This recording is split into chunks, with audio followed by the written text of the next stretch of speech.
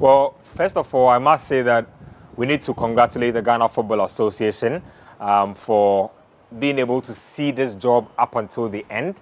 Also for being able to do a very thorough job, because for us as journalists, it's been over a year since this matter happened, and we had been crying out for a decision, because a decision would then inform what to do with our football going forward regarding some of the practices that are currently happening and what should be best practice moving on from this. And so it's great that this decision has come, and it's great at how thorough and how good a breakdown they've done. If you look at the ruling itself, so it basically says that for the game that was manipulated, Ashanti Gold Football Club have been demoted to Division 2, and they've been fined 100,000 Ghana cedis as well.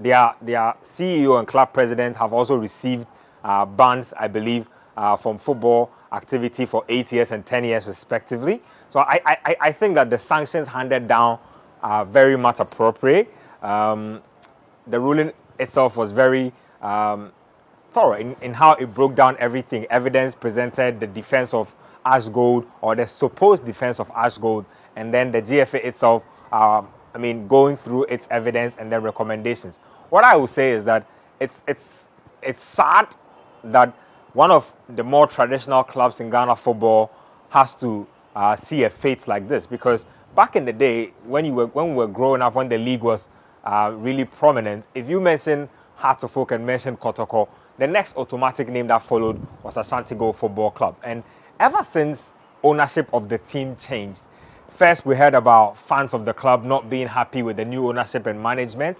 Then we've heard all sorts of things about practices that are not too palatable with regards to some of their episodes when they went to Africa. And then you look at Ashgold's coaching situation even. There's a situation where they have literally 3 or 4 coaches leaving the team basically every season. So you could tell that there was definitely something wrong right at the core of the club. Now, what I say is this, that based on this decision that has been taken, and I like what the FA did. Look, right now, what will happen is that in case of any match manipulation again, there will probably have to be an injunction placed on any party that is mentioned, be it a coach, be it a player, be it a management person.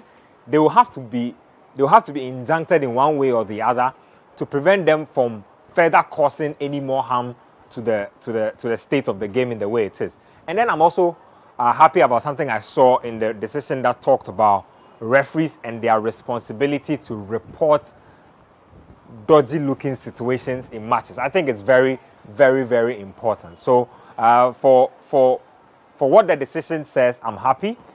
For the recommendations made, I'm also happy as well. And I think that for anybody who looks to take a wrong step, or a step that will injure Ghana football or will paint Ghana football in the wrong light, they will look at this decision and think twice about it. It definitely is. It definitely is. Because when it started out, I was skeptical, like a lot of my colleagues, that a decision will probably not come out. And if it probably came out, justice delayed will probably have been justice denied. But in this case, I don't think it is. I think that Ashgold will feel the full rigors of this particular decision.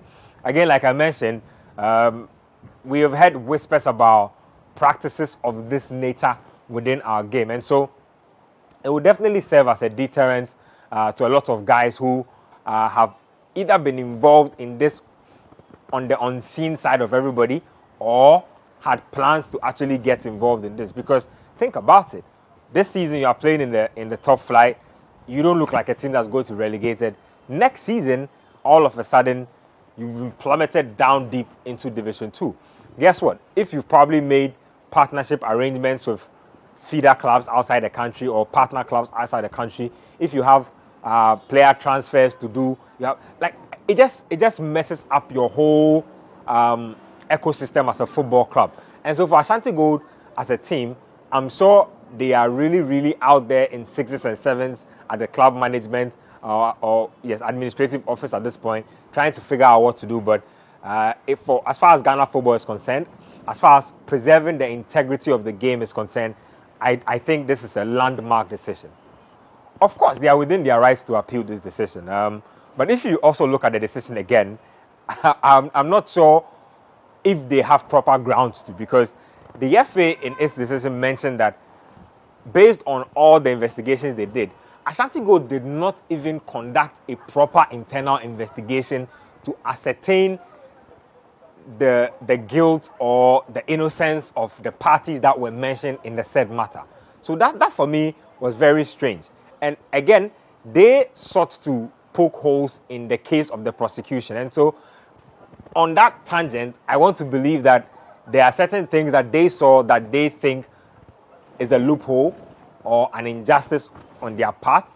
I mean, it's obvious. Even when people commit murder and most people think that they are guilty, they seem to think that they have, plausible cause to have done what they did. And so I won't be surprised if Ashgold actually do appeal the decision, but I'm not sure it's an appeal that will probably go anywhere, because the evidence as provided by the FA in what I have just read is very, very damning. And so for Ashgold, I think it will probably be a time of introspection for them, if anything, to maybe take a few steps back to ascertain how they arrived here from being such a prominent entity to the state in which they are now.